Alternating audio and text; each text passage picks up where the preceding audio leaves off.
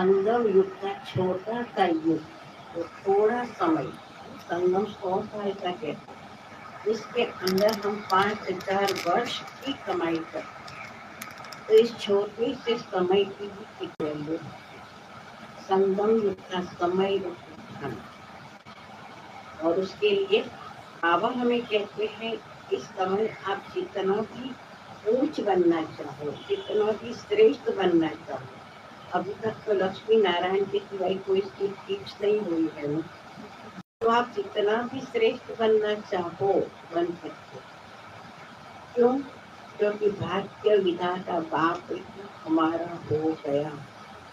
तो भाग्य विधाता बाप ने भाग्य बनाने की कलम हमारे हाथ में दे दी, जिस कलम से हम अपना भाग्य जितना भी लंबा खींचना चाहे, और वो है श्रेष्ठ कर्मों की कलम। तो इस संगम के समय पर ही हम अपनी भाग्य की रेखा को खुद खींच सकते। बाबा ने इसका कैलकुलेशन बताया, संगम के समय की वैल्यू कुछ नहीं। जैसे कहते हैं ना, आज बाहर के करेंसी के अंदर भी होता है ना कि $1 बराबर 80 रुपया, 1 पाउंड बराबर 100 रुपया, ऐसे संगम युग का 1 सेकंड बराबर 1 वर्ष। तो बाबा ने वक्त मूल्य में बताया, 2-3 वक्त मूल्य चली। जैसे बाबा ने संगम का कैलकुलेशन, संगम युग का 1 सेकंड 1 वर्ष के बराबर, और हम चलते चलते 20 सेकंड वेस्ट कर देते हैं। वैसे ही थोड़ा गप्पा लगा रहे थे, थोड़ा गप्पा तो आधे घंटे का 30 मिनट, और 30 मिनट के अंदर देखो कितने सेकंड हुए, तो हमें कितने वर्ष कमा दिए। तो बाबा ने कैलकुलेशन बताया है, तो समय का भी बहुत बड़ा खजाना है, उसको भी हमें वेस्ट करना चाहिए। छठा है दुआओं का खजाना, कि दुआएं हम जमा करते जाएं, वो दुआएं हमें समय पर मदद करती, लेकिन दुआएं मिलती कब है? ऐसे ही तो कोई हमारे को दुआ करेगा क्या? ऐसे कोई दुआ देंगे? अगर हम किसी को दुख देंगे तो उसको हमें दुआ देगा क्या? दुआएं कब मिलती है? जब हम किसी का भला करते हैं, जब हम किसी को सुख देते हैं, जब हम किसी को मुसीबत के समय पर उसको सहारा बनते हैं, तो वो हमें दिल से दुआ देते हैं। और वही दुआएं जब हमारे ऊपर कभी कोई मुसीबत आती है तो हमारी रक्षा करती है। कहते हैं जब ऐसा कुछ होता है तो पता नहीं किस जन्म का पुण्य काम में पुण्य काम में। तो वास्तव में जमा की हुई दुआएं, तो दुआओं का खजाना भी बहुत बड़ा है। 7वां है खुशी का खजाना, और ये खुशी का खजाना कैसा है? जो संगम पर ही हमें प्राप्त हो। तो बाबा क्या कहते हैं कि जीवन चली जाए और खुशी नहीं होती, तो खुशी का खजाना भी बहुत बड़ा खजाना है। तो इन सभी खजानों की वृद्धि करना, इन सभी खजानों को बढ़ाते जाना, यही है सच्ची धन की रस्म। न कि विनाशी धन, लेकिन इस धन को बढ़ाते। उसके बाद होती है काली चौदस, और काली चौदस पर विशेष करके भूत प्रेत की साधना करने वाले दिन, और वो क्या करते हैं? वह सारे सुसान में जाके साधना करते हैं, और यही जो भूत प्रेत इसके लिए कहते हैं दुखी करते हैं। तो भूत कौन से भूत? नरक चतुर्दशी भी इसको कहते हैं। तो वास्तव में हमारे ही पास के कर्म, या तो जो भी हम आत्मा दे अभिमान हो गई है, तो विकारों की प्रवेशता, तो विकारों रूपी भूत जो हमारे जीवन को दुखी करता है, ये विकारों रूपी भूत ने ही हमें दुखी किया है। जैसे दिखाते हैं ना, करते हैं ना, काली चौदस को बड़ा बना करके चौराहे पर जोड़ते हैं। घर में ककड़ाहट मीन्स लड़ाई झगड़ा, कलह संघात। तो कलह कलेश कहो, लड़ाई झगड़ा है, उसका कारण ही है ये विकार। तो विकारों के भूत को योग की शक्ति से भगाना, ना वो साधना करते हैं तो हमारी योग साधना, योग साधना से हमें विकारों के भूत को खत्म करना है। तो वो है नरक चतुर्दशी, अर्थात जिस विकारों ने भी हमारे जीवन को नर्क बनाया। उसके बाद फिर होती है दिवाली। दिवाली अर्थात हिंदू वर्ष का आखिरी, हिंदू वर्ष का आखिरी दिवस माना इस कलयुग की दुनिया का अंतिम दिन। तो दिवाली के दिन पर हम सभी बहुत बड़ी रंगोली सजाते हैं, अनेक सारे दीपक जलाते हैं और अनेक दीपक, जितना दीपक कितनी मोमबत्ती, जितना दीपक जलाना है उतनी मोमबत्ती रखेंगे। एक दीपक जलाते हैं और एक दीपक से अनेक दीपक जलाए जाते हैं। दिवाली के दिन पर ही चौपड़ा पूजन करते हैं व्यापारी लोग। दिवाली के दिन पर ही महालक्ष्मी का आवाहन होता है। तो अनेक सारे दीपक जलाते हैं, अर्थात कलयुग का अंतिम दिवस है। तो सभी आत्माओं की ज्योति जग जाती है, हर एक का जीवन संपन्न बन जाता है गुणों से। और एक दीपक से अनेक दीपक, अर्थात शिव बाबा ने आकर सबसे पहले एक ब्रह्मा के दीपक को जलाए और एक ब्रह्मा से अनेक ब्रह्मा कुमार जब पैदा हुई तो एक दीपक से, एक बड़े दीपक से अनेक दीपक जलाए जाते। चौपड़ा पूजन करते हैं, वो तो एक साल के चौपड़े से, हमारा तो 84 जन्मों का चौपड़ा है। 84 जन्मों का अकाउंट क्लियर करना है। तो ज्ञान योग से अपने कर्मों के हिसाब किताब के चौपड़े को क्लियर करना है। दिवाली पर महालक्ष्मी का आवाहन होता है, अर्थात लक्ष्मी नारायण राजगद्दी पर बैठते हैं। तो लक्ष्मी नारायण का राज तिलक समारोह, जिसको कहते हैं कोरोनेशन डे, तो राज तिलक समारोह मनाया जाता है। जैसे यहाँ पर हम एनिवर्सरी मनाते हैं, वार्षिक उत्सव, तो ऐसे सतयुग की दुनिया के अंदर ये एनिवर्सरी, लक्ष्मी नारायण का राज तिलक समारोह, कोरोनेशन डे। तो कैसे तो वहाँ रोज दिवाली ही है, लेकिन विशेष मनाते हैं राज तिलक समारोह। तो लक्ष्मी नारायण राजगद्दी पर बैठते हैं, उसका दिन मनाते हैं। तो हम यहाँ महालक्ष्मी का आवाहन करते हैं।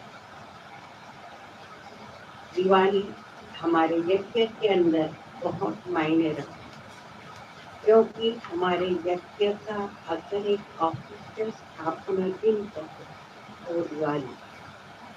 शिव बाबा ने ब्रह्मा तन में प्रवेश किया, ब्रह्मा बाबा को भी वैराग आया। सामने तो पिक्चर क्लियर तो नहीं था, कहते ना रास्ते चलते ब्राह्मण फंस गया था, मूली में कहते हैं ना। तो शिव बाबा ने प्रवेश कर लिया, लेकिन क्यों ब्रह्मा बाबा ने जब वैराग आया, सबसे पहले उन्होंने सत्संग में आने वाली जो माताएं बहन थी, उसमें से 8 बहनों का एक ट्रस्ट बनाया और अपनी जितनी भी संपत्ति थी, चल अचल संपत्ति, उसका पूरा वील बनाया और माताओं के नाम पर वील किया, अपनी सारी संपत्ति। विश्व की ये प्रथम ऐसी घटना कि एक पुरुष माताओं का ट्रस्ट बनाए और माताओं को अपनी संपत्ति वील करे, विश्व की प्रथम घटना। लेकिन इस प्रकार से ब्रह्मा बाबा खुद पहले शिव बाबा के ऊपर समर्पित हो और वो दिवाली के दिन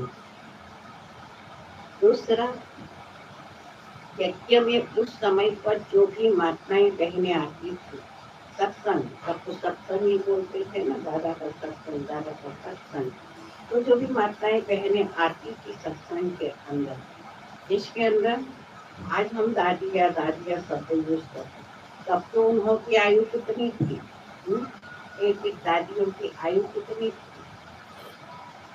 हमारी ईसु दादी 6 साल की, तुलसा दादी 8 साल की, रतन मोहिनी दादी 9 साल की, प्रकाश मणि दादी 14 साल की, ममा 18 साल की, जानकी दादी 20 साल की। सही आयु सबकी एकदम यंग एज में सब आए थे। तो उस समय पर वो कई थे जो घरों से आना जाना करते थे। तो बाबा ने उन सबको कहा कि आप सभी अपने अपने घरों से, जो घर की जिम्मेवार है, पति है, पिता है, उनसे आप चिट्ठी लिखवा कर ले आओ कि हम अपनी बेटी को, पत्नी को राजी खुशी से दादा के सत्संग में भेजते हैं। हर एक को कहा चिट्ठी लिखवा कर, हर एक अपने अपने घरों से चिट्ठी लिखवा कर आए। अर्थात उस रीति से हमारी दादियां भी यज्ञ में समर्पित। लेकिन उस समय पर बाबा ने ये जो विधि करवाई, आज भी वो विधि चालू,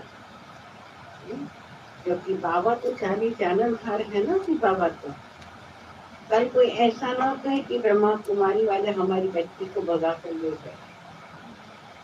और इसलिए आज भी वो सिस्टम कहो, नियम कहो, चल रहा है कि हम जो भी बहनें संस्था में समर्पित होती है तो हमारे माता पिता का समर्पण लेकर लिया जाता है कि हम अपने संस्था के अंदर एडिशन है, लेकिन ये पहले है कि हम अपनी राजी खुशी से अपनी बच्ची को इस संस्था में छुट्टी देते हैं। परंतु अगर हमारी बच्ची किसी कारणवश नहीं चल सकती, अगर हमारी बच्ची कोई भी संस्था के नियम के विरुद्ध चले, तो हम उसको वापस अपने घर स्वीकार करेंगे। ये भी उसके अंदर एडिशन। और आज हम सभी बहनों का ये समर्पण लेकर माउंट आबू की ऑफिस में, और जब तक हमारे घर से ये ऑफिशियल लेटर नहीं मिलता है, तब तक हम समर्पित नहीं गिने जाते हैं, संस्था की जिम्मेवारी नहीं। आज भी वो नियम चलता, तो वो भी दिवाली के टाइम पर ही ये बाबा ने सबसे चिट्ठियां मंगवाई, इसलिए हमारी यहाँ दिवाली बहुत महत्व है। उस दिवाली की रात को ही देखो, तो दिवाली की रात पूरी रात आकाश पटाखों की आवाज से गूंजता ही रहता है। तो ये है कलयुग की दुनिया के विनाश का प्रतीक। इस कलयुग की दुनिया का विनाश भी तो ऐसी अणुशक्ति के द्वारा होना है। एटम बॉम्ब आदि बने हैं तो देश में रखना है क्या? आज उसका ही तो उपयोग होना है, इससे ये कलयुग पुरानी सृष्टि खत्म हो। उसके बाद शास्त्रों के अंदर दिखाते हैं कि दिवाली मनाना कब से शुरू हुआ। उसमें दिखाते हैं कि राम को 14 साल का वनवास हुआ, और 14 साल वनवास पूरा करके रावण को मार के राम जब लंका से अयोध्या आए, तो अयोध्या वासियों की खुशी का पारावार नहीं। नारायण राज गद्दी पर बैठते, और उसके बाद फिर होता है नया साल, और नया साल हिंदू वर्ष का प्रथम दिवस, और प्रथम दिवस अर्थात जहाँ से लक्ष्मी नारायण का राज्य शुरू होता है। 111 संवत, अब कहते हैं ना मूल्य में 11 संवत शुरू होता है, लक्ष्मी नारायण का राज्य शुरू होता है। वो सतियों की दुनिया की शुरुआत है, अर्थात सभी का पहला जन्म, और पहला जन्म माना आत्मा परम धाम से उतरी हुई सतो प्रधान पवित्र आत्मा है। प्रकृति भी सतो प्रधान है, तो आत्मा को शरीर रूपी वस्त्र जो मिलता है, सतो प्रधान पवित्र वस्त्र मिलता है। तो इस कलयुगी दुनिया के अंदर तो हम नया कहाँ से लाएंगे? तो हम यहाँ पर नए साल के दिन पर ऊपर का कपड़ा नया पहन लेते थे, है ना। दिवाली में सब क्या कहते हैं? नया कपड़ा ये कहते हैं ना सब। तो दिवाली में सब नया कपड़ा पहनते हैं ना, तो वो है शरीर रूपी नया मिलने का कि आत्मा को शरीर रूपी वस्त्र नया सतो प्रधान मिलता है। नए साल के दिन पर ही हम एक दूसरे को नए साल की बधाई देते हैं। Happy new year, happy new year. New year तो ईयर तो अब छोड़ो, पर एक दिन भी हैप्पी रह सकते हैं, क्योंकि ये तो कलयुग दुख की दुनिया है, मृत्युलोक है। कहाँ कोई ना कोई ऐसे समाचार होते हैं जो हमारी खुशी को गायब कर देते हैं, हैप्पी और हैप्पी हो जाते हैं। इसलिए बाबा क्या कहते हैं, हमें सभी को नए युग में जाने की मुबारक देनी। नवयुग मुबारक, नए युग में जाने की मुबारक सभी को देनी। मिठाइयाँ बांटते हैं, खिलाते हैं, अर्थात मधुर वचनों रूपी मिठाई खाना है, खिलाना। और उस रीति से हम नया साल भी मना लेते हैं। लेकिन आपने देखा होगा कि दिवाली तक जो उमंग, जो भाग दौड़, जो चहल पहल होती है, तो फिर नए साल को दिखाई देती है, हल्ले हो जाते हैं। क्यों?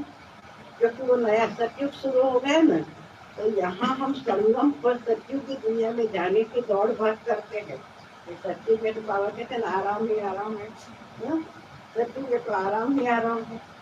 तो वहाँ नए साल के दिन पर भी देखो, व्यापारी लोग भी सुबह सुबह अपनी दुकान का मुहूर्त किया, अपनी दुकान बंद किया, कर जाते तो वही होता है। तो नए साल से लेकर के माना एकम से लेकर पांचम तक आराम, 5 दिन तक वो दिवाली के माहौल में, दिवाली के मूड में रहते हैं। लेकिन वापस रूटीन लाइफ में तो आना ही है ना। तो पांचम तक फिर मुहूर्त करते, तो उस रीति से नया साल मनाते हैं। दूसरे दिन भैया दूज, भैया दूज पर क्या करते हैं? भैया दूज पर क्या करते हैं? बहन भाई के घर पे जाते क्या करते हैं? तो बोलते नहीं है भाई लोग, क्या करते हैं? भाई बहन के घर पे जाता है, भाई बहन के घर पर भरत मिलाप का यादगार, भाई भाई का यादगार, और वो है भरत मिलाप। कहानी में दिखाते हैं कि राम को जब 14 साल का वनवास मिला, तो भरत को भी राम से इतना प्यार नहीं था कि राम के जाने पर भरत ने भी अयोध्या में पैर नहीं रखा। तो अयोध्या के बाहर झोपड़ी बनाते थे, वही होता। और जब राम आए अयोध्या, तभी भरत साथ में। तो भरत मिलाप का, भाई भाई का भरत मिलाप का यादगार, और वो है भैया। बाबा भी हम बच्चों को, हम एक पिता की संतान, आपस में भाई भाई, जैसे आज की मुरली में कितनी बार बाबा ने कहा, हम एक पिता की संतान, आपस में भाई भाई है, भाई बहन, और ये दृष्टि वैष्णव की सदा रखो। तो बाबा ने क्या कहा मुरली में, कोई भी विकारी ख्यालात ना हो। तो हमारे यहाँ हम क्या करते हैं, कहते हैं हमारे यहाँ त्योहार पे भी बैलेंस चलता है। रक्षाबंधन के दिन पर बहनें भाई के घर पे जाती है राखी बांधने के, और भैया दूज पर भाई बहन के घर पर जाते हैं बहन को बुलाने। दोनों प्रसंग होता है, हो जाता है ना, एक बार भाई आवे, एक बार बहन आवे, लेकिन दोनों प्रसंग में जय भाइयों की ही खाली होती, जय भाइयों की खाली होती। राखी बांधने बहन आती है तो खाली हाथ नहीं भेजना है, तो कुछ देकर के भेजना। बहन के घर जाते हैं तो खाली हाथ नहीं जाना है, लेकर के जाना है। तो जेब तो भाइयों की खाली होती है। क्यों ऐसा? क्योंकि हमारी भारतीय संस्कृति ये मानती है कि कमाने वाले तो भाई लोग ही होते और बहनें का तो कमाने जाती, इसलिए भाइयों की जेब खाली होती है। इसलिए भाइयों की जेब खाली है। लेकिन वास्तव में बाबा ने बताया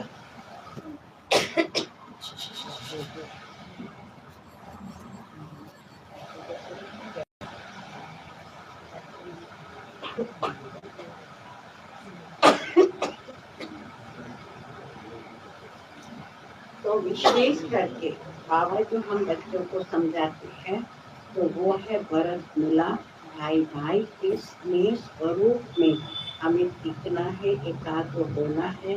तो जो हम कहते हैं वसुधैव कुटुम्बकम, तो वो प्रैक्टिकल हो जाता है। विश्व एक परिवार। तो उस रीति से भैया दूज मनाने के बाद फिर हम लाभ पांचम मनाते हैं और लाभ पांचम पर फिर से अपने रूटीन लाइफ में आते हैं, व्यापार धंधे की शुरुआत करते हैं। ये समझते हैं लाभ पांचम पर करते तो पूरा वर्ष लाभ होता रहेगा व्यापार। लेकिन कभी लाभ होगा जब ये दिवाली के 5 दिन है। दिवाली, धनतेरस, काली चौदस, दिवाली, नया साल, भैया दूज, ये 5 दिनों को अगर हम उसके आध्यात्मिक अर्थ को लेकर के मनाते हैं तो पूरा वर्ष तो क्या, पूरा जीवन लाभ ही लाभ होगा। जिसको लाभ पंचमी, पांडव पंचमी भी कहते हैं। पांडव भी 5 थे लेकिन भगवान उनके साथ। 5 के लिए ही कहा जाता है पंच क्या परमेश्वर। तो हमारे चक्र के अंदर देखो तो युग भी कितने हैं, 5। तो ये लाभ पंचमी और हमारे यहाँ पर साल के कुछ दिन ऐसे हैं जिसको हम शुभ ही मानते हैं। कोई अच्छा कार्य करना है तो ब्राह्मण से नोट पूछवाने नहीं जाते, करे या ना करे। जैसे लाभ पंचमी है, विजयादशमी है, वसंत पंचमी है, अक्षय तृतीया है ना, इसको हम शुभ ही मानते हैं। कोई भी कार्य अच्छा करना है तो करो, ना करो तो करते हैं तो शुभ मानते हैं। ऐसे ही लाभ पंचमी को भी हम शुभ पंचमी, लाभ पंचमी, ज्ञान पंचमी, पांडव पंचमी, अलग अलग नाम से उसे जाना जाता है। तो ऐसे दिवाली, धनतेरस के भैया दूज 5 दिन, अन्य सो भी जो भी त्योहार है हमारे वो 1 या 2 दिन के होते हैं ज्यादा से ज्यादा, लेकिन दिवाली 5 दिन तक और इसलिए उसको उत्सवों का स्नेह सम्मेलन कहा। 5 दिन तक चलते और भारत देश में ही ये हमारी विविधता है कि हर आए दिन कोई ना कोई नया त्योहार। विदेश के अंदर तो वो है ही नहीं। वहाँ तो हर हफ्ते में 5 दिन काम करो, 2 दिन छुट्टी, सैटरडे संडे, और बाकी साल के अंदर एक ही छुट्टी आती है, वो है क्रिसमस। 25 दिसंबर से लेकर के 1 जनवरी, 1 हफ्ते की छुट्टी होती है। वही त्योहार पर जो भी, बाकी कोई विशेष दिन वहाँ पर नहीं मना। हाँ, अभी बाबा के बच्चे बने हैं तो वो भी भारतीय संस्कृति को अपनाते जा रहे हैं, तो वहाँ पर वो भी उस प्रकार से त्योहार मनाते हैं।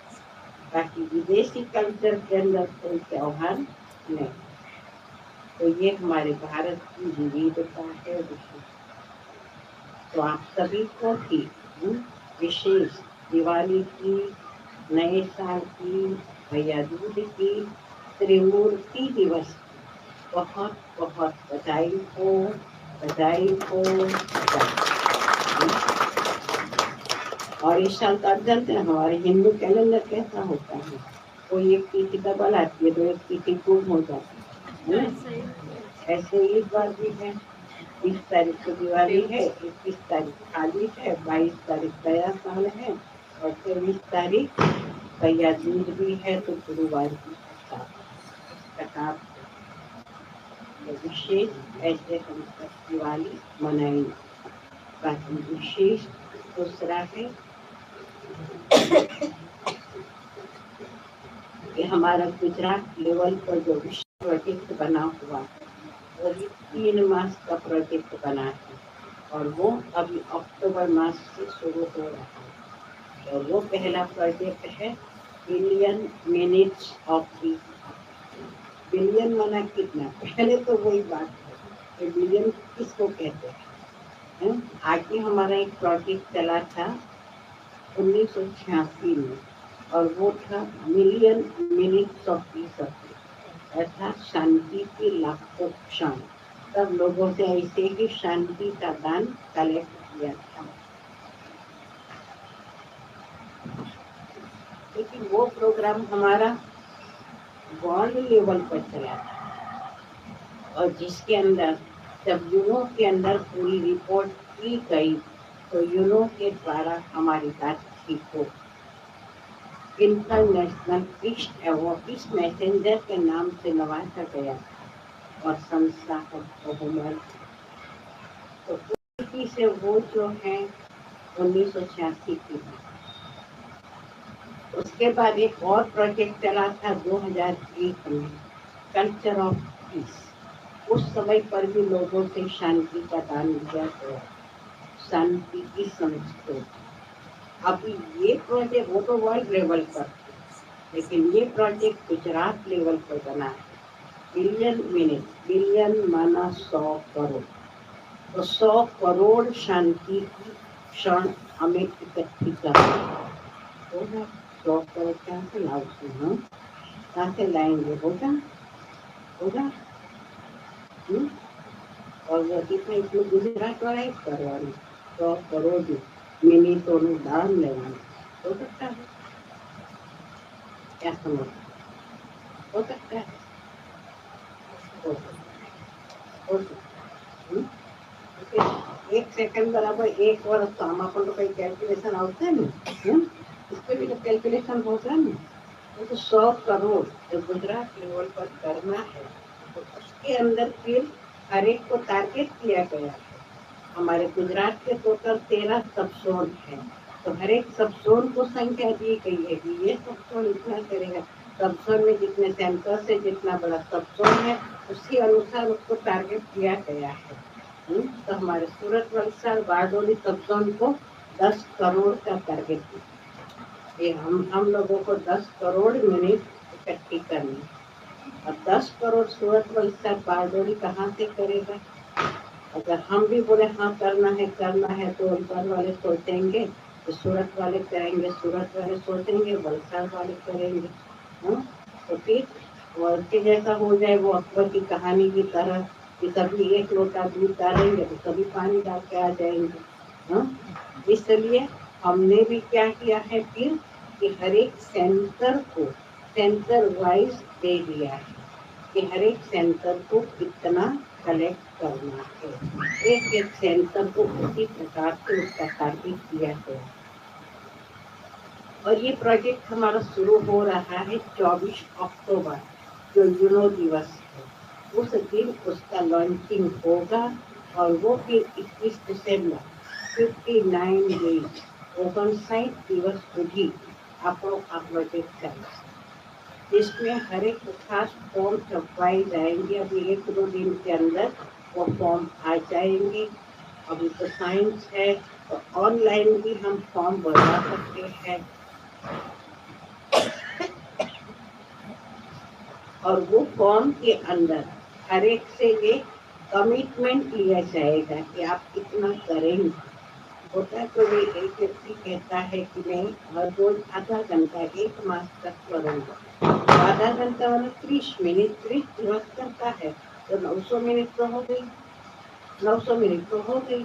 तो उस रीति से हर एक से करना है, लेकिन ये बाहर वालों से करना है तो ऐसे नहीं दिया चले अंधेरा। चैरिटी बिगिंस एट होम, पहले हम ब्राह्मणों को करना है और हम ब्राह्मण जितना ज्यादा हो सके उतना ज्यादा कर। कल हमारे पास किसी ने कैलकुलेशन दिया कि 10 करोड़ 100 करोड़ करना कोई इजी नहीं, मतलब कोई कठिन नहीं। वो भाई ने अपना दिमाग चलाया, हमको एक कैलकुलेशन भेजा, तो उसने बताया कि 100 करोड़ करना है।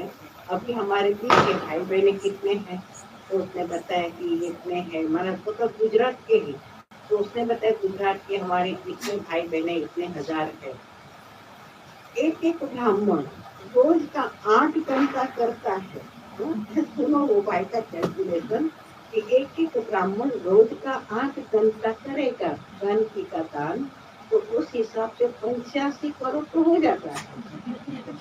85 करोड़ तो हो जाता है, बाकी रहा 15 करोड़। तो 15 करोड़ बाहर वालों से भराएंगे, 100 करोड़ तो आराम से हो जाएगा। तो मैंने हंसते हंसते कहा कि ब्राह्मण काम धंधा छोड़ करके 8 घंटा बैठे रहेंगे क्या? हंसी की बात है, उसने अच्छा कैलकुलेशन दिया। तो हम हंसने लगे कि 8 घंटा ब्राह्मण करेंगे, तो ब्राह्मणों को कोई काम धंधा है कि नहीं, उसको कोई नौकरी धंधा करना है कि नहीं, तो 8 घंटा बैठे रहेंगे। लेकिन कहने का भाव हुआ, उनका भी दिमाग अच्छा चलाया।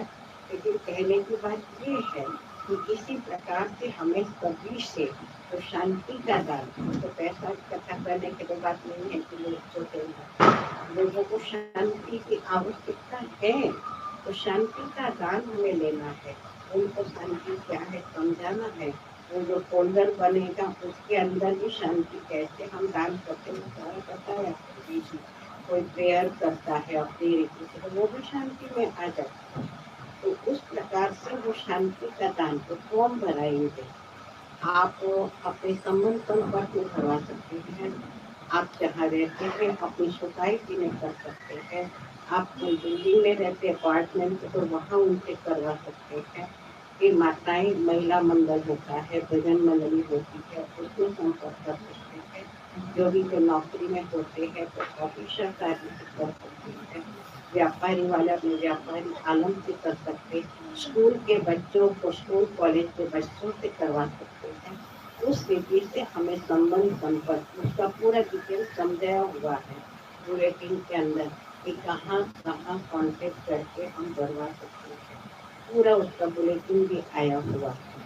तो उसी अनुसार के हम 24 अक्टूबर से शुरू करेंगे, जो 21 दिसंबर तक चलेगा। और ये जो फॉर्म आप भराएंगे, वो फॉर्म हर रोज आप लोग जो भी भराएंगे, आप ले जाते हो 5 फॉर्म 10 फॉर्म 25 50 फॉर्म भरवाते हो, तो ऐसे नहीं कि लास्ट दिन हम देंगे। आज फॉर्म भराया, आज ही आपको सेंटर में जमा कराना है। आपने भरवाया, आज ही सेंटर में जमा करवाया। रोजे रोजना अकाउंट, रोजे रोजना फॉर्म रोज તમારે સેન્ટરમાં જમા કરવાના રહેશે। કારણ કે એ પ્રમાણે પછી એની એન્ટ્રી બધું આજે ઓનલાઈન કમ્પ્યુટરથી એ પ્રકારે આપણી બધી એન્ટ્રી કમ્પ્યુટરમાં પડતી જશે। ડાયરેક્ટ અમદાવાદ રિપોર્ટ થશે। રોજે રોજનો રોજ રિપોર્ટ થશે। ना बहनें उसमें आलस करेंगे ना भाई बहन, क्योंकि भाई बहनों ने तो दे दिया बहनों को, लेकिन बहनों ने फिर कंप्यूटर में नहीं डाला तो गड़बड़ हो जाएगी। और उसी के आधार पर एक हेल्थी कॉम्पिटिशन, कौन सेंटर सबसे आगे वो भी तो होगा ना। हर रोज का पता चलेगा इस सेंटर का सबसे ज्यादा भरवाया गया है, ज्यादा मिनट हुई है, वो भी होगा। और है हर एक को टारगेट दिया है, किसी को 5 लाख किसी को 10 लाख, ऐसे सेंटर वाइज छोटा सेंटर बड़ा सेंटर उस रीति से हर एक को ये टारगेट दिया गया। तो इस प्रकार से हम 24 अक्टूबर से अपना ये कारोबार शुरू करेंगे। उसके बाद दूसरा प्रोग्राम है नवंबर मास के अंदर। तो नवंबर मास में 23 नवंबर रविवार सवेरे 7 से 8 बजे तक हमारे गुजरात के 500 सेंटर्स हैं। तो हर एक सेंटर पर, और जो वो सेंटर की जो गीता पाठशालाएं हैं, अगर वो नजदीक है तो सेंटर से ज्वाइंट होगी, नहीं तो वो अलग दूर है गांव में तो वहां पर। लेकिन उस रीति से अपने गांव में अपने सेंटर में 1 घंटा शांति यात्रा निकालेंगे। अरे पूरे गुजरात के एक ही दिन एक ही टाइम पर 23 नवंबर रविवार सवेरे 7 से 8 बजे शांति यात्रा, कोई आवाज नहीं, कोई गीत नहीं, कोई बैंड बाजा नहीं, कुछ भी नहीं, लेकिन शांति के फरिश्ते बनकर, शांति दूत बन करके हम अपने गांव में, शहर में, अपने एरिया में चक्कर लगाएंगे और शांति के वाइब्रेशंस फैलाएंगे। ये हमारा प्रोग्राम रहेगा 23 नवंबर रविवार। उसके बाद का जो प्रोग्राम है 21 दिसंबर, तो तीसरा प्रोग्राम, तो वो 21 दिसंबर इसको यूरो के द्वारा ही वर्ल्ड मेडिटेशन डे के रूप में जिसे जाहिर किया है, विश्व ध्यान दिवस। आप सबको पता हो, लास्ट 2025 21 दिसंबर को हमारी गुजरात की इस सेवा की डायमंड जुबली की शुरुआत हुई और सारे गुजरात की टीचर्स बहनों को राजकोट में बुलाया गया था और वो तीरथ जयंती की शुरुआत हुई। अभी 21 दिसंबर नामानुसार रविवार भी है और वर्ल्ड मेडिटेशन डे भी है। उस दिन ये हमारी जयंती का समापन होने जा रहा है, तो उस दिन पर विशेष सारे गुजरात के जितने भी भाई बहने हैं सभी अहमदाबाद पहुंचेंगे। कौन कौन आने वाले हैं? 21 दिसंबर को कौन कौन आएंगे? बाकी कहाँ जाने वाले? बाकी कहाँ जाने वाले? विशेष रविवार भी है। आप सब सोचिए, 2003 में बड़ी दादी को संकल्प आया और उन्होंने कहा हमारी मीटिंग के अंदर की टीचर बहनों की कि दादी हमेशा खुद के लिए दादी शब्द यूज करती, मैं नहीं कहती, कि दादी को ये संकल्प है कि दादी 1 लाख की सभा को देखना चाहती और 1 लाख की सभा आप इकट्ठी करो, दादी आएगी। तो कौन करेगा? दादी ने ऐसे पूछा। तो हमारी सलाह दीदी थी। सलाह दीदी को तो हमेशा रहता कि कुछ नया करना है, कुछ चैलेंजिंग करना है, हमेशा रहता। तो सलाह दीदी ने कहा गुजरात करे। दीदी ने ये कहा गुजरात करे, तो पान का बीड़ा जैसे सलाह दीदी ने उठाया और फिर उसके बाद गुजरात की मीटिंग शुरू हुई और वो प्रोग्राम फाइनल हुआ। मतलब ऐसा नहीं, यूनिटी ऐसी है ना कि एक ने कहा दूसरे ने माना। तो जब दीदी ने ये कहा तो सारे गुजरात इकट्ठा हो गया, हर एक के अंदर उमंग उत्साह और ये अहमदाबाद के अंदर ही 1 लाख का प्रोग्राम हुआ। हमारी तीनों दादियाँ वहाँ पर आए। बड़ी दादी जी भी थे, तुलसा दादी जी थे, जानकी दादी जी थे। बहुत सुंदर बगी में उनको लिया गया था और ऊपर एरोप्लेन से पुष्प वर्षा हो रही थी। बहुत अच्छा, और चारों तरफ मंडप में सभी ब्राह्मण बैठे थे। तो उस रीति से तो दादी ने तो कितना टारगेट किया था? 1 लाख। कितने ब्राह्मण पहुंचे थे? 1,35,000। सोचो, 1 लाख कहा तो 1,35,000 टीके पहुंचे। और वो समय था तब तो इतनी सुविधाएं भी नहीं, फिर भी सभी टेंट में रहे थे, ऐसे ही बाथरूम भी बने थे, रात को निकले थे, सुबह में वहाँ नहाना धोना सब कुछ था। फिर भी सभी पहुंचे थे और दादी के संकल्प को पूरा कर। उसके बाद तो आपने पढ़ी होंगी 2003 की जितनी भी अव्यक्त मूल्य अभी पढ़ी है स्पोर्ट्स में भी, तो बाबा ने इस प्रोग्राम को कितनी बार याद किया। तो अगर 2003 में 1 लाख की जगह पर गुजरात ही 1 लाख की जगह पर 1,35,000 इकट्ठा कर सकता है, तो आज 2025 में 22 साल के बाद जहाँ 500 सेंटर्स है, तो क्या 7,000 इकट्ठे नहीं हो सकते? 7,000 इकट्ठे नहीं हो सकते? तब 1 लाख हो सकते हैं, कभी 7,000 नहीं पहुंच सकते वहां पर। 2003 के बाद जितने भी यहाँ आए हैं बाबा के ज्ञानी और यहाँ बैठे हैं, हाथ उठाओ। 2003 પછી જેવો આવ્યા છે બાબાના બન્યા છે आप बताओ सब मुझे नए चेहरे दिखाई दे रहे। मैंने तो कोई देखा नहीं क्योंकि मैं सूरत से ही हूँ 50 साल से। तो 2003 के बाद जो बाबा के बने तभी नए नए चेहरे ही तो है। तो समझो कि ये हमारे लिए प्रोग्राम हो रहा है क्योंकि वो 1 लाख का प्रोग्राम आपने नहीं देखा था ना तो आपके लिए ये कर रखे फिर तो नहीं पहुंचेंगे। तो हर एक लक्ष्य रख के हमें पहुंचना है। कौन कौन आएंगे 1 लाख के प्रोग्राम में कौन कौन आएगा? हाँ हाँ हाँ उठाओ उठाओ सोचो नहीं उठाओ उठाओ पूरी बस भर के लेके जाएंगे पूरी बस भर के लेके जाएंगे तो सोचो नहीं हर एक को पहुंचना ही है। 21 दिसंबर रविवार के दिन पर एक भी बाबा का बच्चा ओलपाड़ में नहीं चाहिए तभी अहमदाबाद ओलपाड़ में कोई नहीं। ऐसे में कोई भी आपके तरफ पूछे कहाँ उधर अहमदाबाद गया कहाँ तो अहमदाबाद गया तभी अहमदाबाद यहाँ पर कोई नहीं होना चाहिए। पक्का पक्का बस बुक कराइए हर एक ने बस नाम नोट कराया है। जिन्होंने नाम नोट नहीं कराया है करवा के जाना। आज 15 तारीख हो चुकी है 20 तारीख तक हमें फाइनल लिस्ट दे देनी कितने भाई कितने बहनें पहुंच रहे हैं और उसमें एक एडिशन और भी है कौन चाय पीते हैं चाय के देने वाले थे तो कौन चाय पीते हैं वो भी साथ में लिखवा चाय और थोड़ी मिलेंगे। बाकी भोजन चाहिए किसी को चाहिए भोजन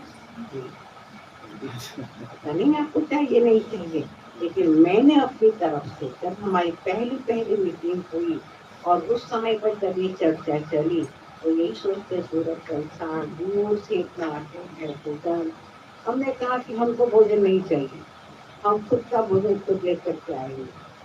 वहाँ के भीड़ में कौन भोजन के है हम सामाजिक अपने जाते हैं सामाजिक कोई भी कार्य में तो अपने हमारी व्यवस्था हम खुद करते हैं ना तो कोई आता है देने के लिए तो एक दिन के लिए ही तो जाना है। हम खुद के भोजन की व्यवस्था खुद नहीं कर सकते हैं। अपना भोजन साथ में लेके जाओ जब खाना हो खा लो यही समझना है कि हम पिकनिक करने जा रहे हैं हाँ?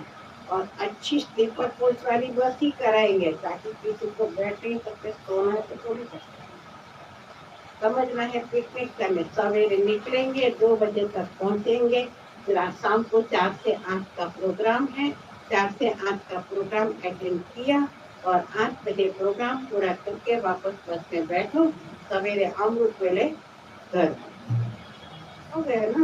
एक दिन का पिकनिक प्रोग्राम ऐसे तो हम करते हैं ना कभी कभी एक दिन की पिकनिक बस समझो ये हम पिकनिक करने जा रहे हैं तो हर एक को इस प्रोग्राम में आना है पहुंचेंगे ना सभी हमारी हाजिरी ये भी तो कितनी सेवा करती है पता है। इस प्रोग्राम के अंदर हम बड़े बड़े जो भी VIP से जो है प्राइम मिनिस्टर है प्रेसिडेंट है सबकी वीडियो संदेश मंगवा रहे और उस रीति से ये सारा प्रोग्राम उस टाइप का बना हुआ है और जिसके आधार पर हमारी हाजिरी भी बहुत बड़ी सेवा है। तो अहमदाबाद के अंदर ही गुजरात यूनिवर्सिटी ग्राउंड में ये प्रोग्राम हमारा फाइनल है तो हर एक को जरूर पहुंचना है ठीक है। इस तरह है आप सब जानते हैं कि हमारे आदरणीय ब्रिज मोहन भाई जी कि जिन्होंने 6 दिन पहले ही देह त्याग किया और ब्रिज मोहन भाई जो कि 92 इयर्स के थे और 22 साल की उम्र में ही यंग एज में ही वो बाबा को बने और उसके बाद बाबा के कहने पर ही उन्होंने जॉब भी किया बाबा के कहने पर जॉब छोड़ दिया और समर्पित किया 68 से लेकर के वर्तमान में हमारी संस्था के सेक्रेटरी जनरल के रूप में हमारे यज्ञ के 4 आधार स्तंभ मुख्य 4 भाई थे जगदीश भाई जी, रमेश भाई जी, निर्भय भाई जी और देश मोहन भाई। एक के बाद करके सभी एडवांस पार्टी में जाते थे। देश मोहन भाई जी भी पिछले 10 मास से तकलीफ लास्ट जनवरी मास में ही वो हैदराबाद गए हुए थे कोई प्रोग्राम में, और वहाँ पर ही अचानक आपकी तबीयत खराब हुई और वहाँ से ही सीधा हार्ट की प्रॉब्लम हुई। वहाँ से ही सीधा आपको अहमदाबाद हॉस्पिटल में एडमिट किया गया।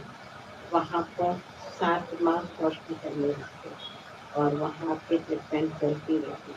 वे डॉक्टर की छुट्टी पर ही आपको वहाँ से दिल्ली ORC ले गए। तो वहाँ पर भी बहुत अच्छी तरह से आपकी केयर ली जा रही थी। ORC में ही एक रूम ICU बनाया गया था, जहाँ 24 आवर्स डॉक्टर्स नर्सिस हाजिर रहते थे और आपकी केयर करते थे। लेकिन फिर भी लास्ट में आपकी तबीयत खराब हुई और 9 तारीख को शरीर छोड़ा।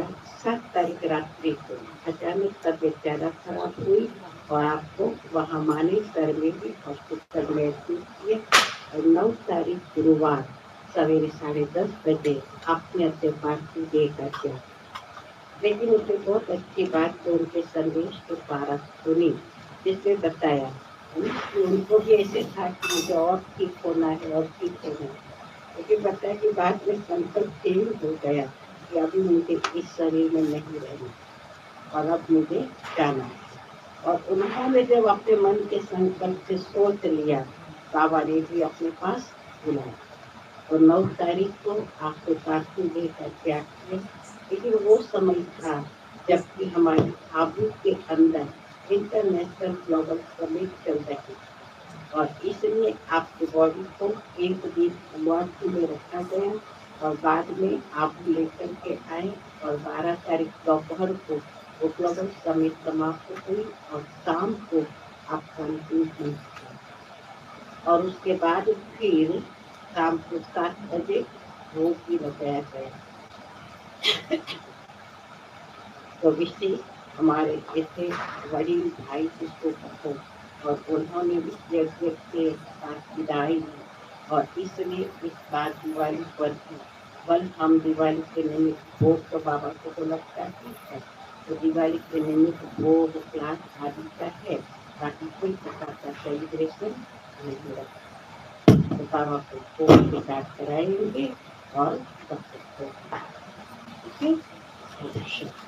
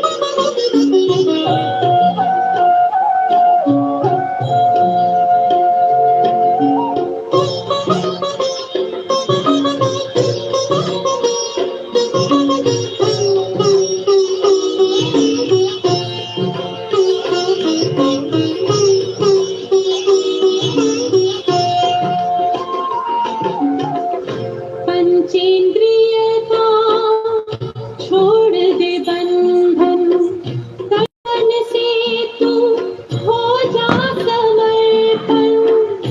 पंचेंद्रिय का छोड़ दे बंधन, तन मन से तू हो जा समर्पण।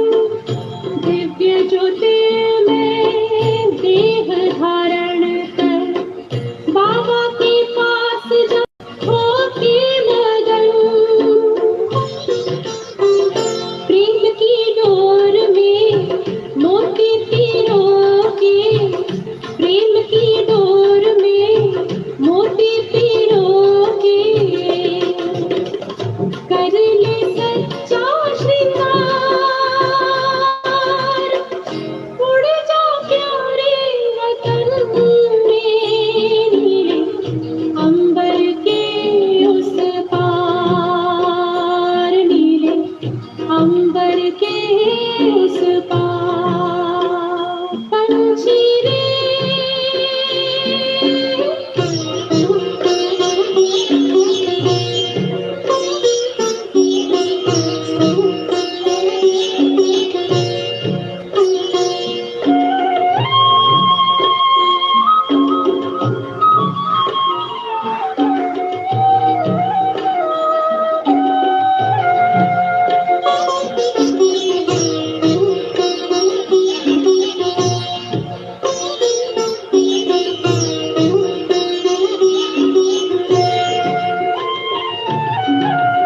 बन के फरिश्ता बाबा से मिलना, देना संदेश हमारा। बन के फरिश्ता